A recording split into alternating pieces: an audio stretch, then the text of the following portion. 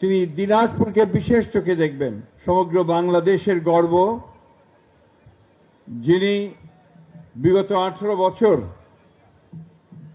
আমাদের ফ্যাসিস্ট বিরোধী আন্দোলনে নেতৃত্ব দিয়েছেন এবং এখন সমগ্র বাংলাদেশের মানুষের জনগণের ভালোবাসায় আপ্লুত হয়ে বিপুল ভোটে প্রধানমন্ত্রী নির্বাচিত হয়েছেন আমাদের সেই নেতা জনাব তারেক রহমান।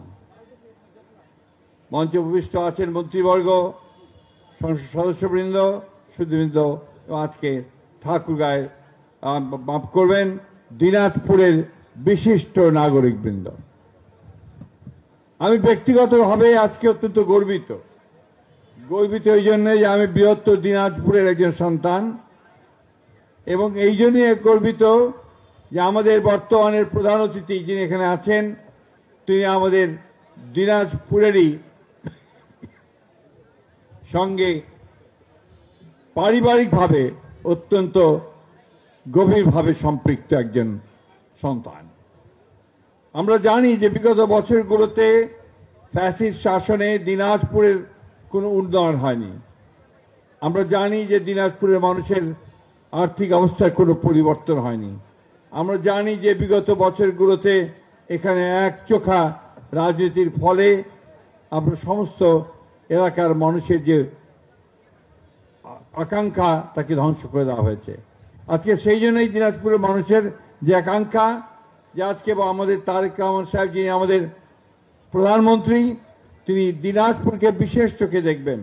এই জন্যে যে শুধু পারিবারিকভাবে তার সঙ্গে সম্পৃক্ত আছে তা নয়, রাজনৈতিকভাবে তার সঙ্গে সম্পর্ক আরো গভীর হয়েছে। বৃহত্তর দিনাজপুর জেলার 11টি আসনই বৃহত্তর দিনাজপুরের মানুষ তার হাতে তুলে দিয়েছেন। সুতরাং দিনাজপুরের মানুষের দাবি অবশ্যই তার প্রতি থাকবে অত্যন্ত গভীরভাবে। আমি বক্তব্য বাড়াবো না। আমাদের মাননীয় প্রধানমন্ত্রী তিনি তার বক্তব্যে সব কথাগুলো বলবেন।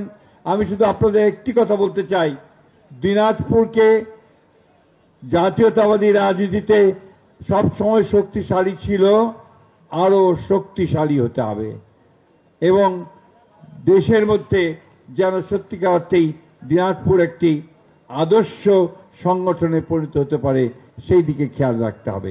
দিনাজপুরের মানুষকে অনেক অনেক শুভেচ্ছা।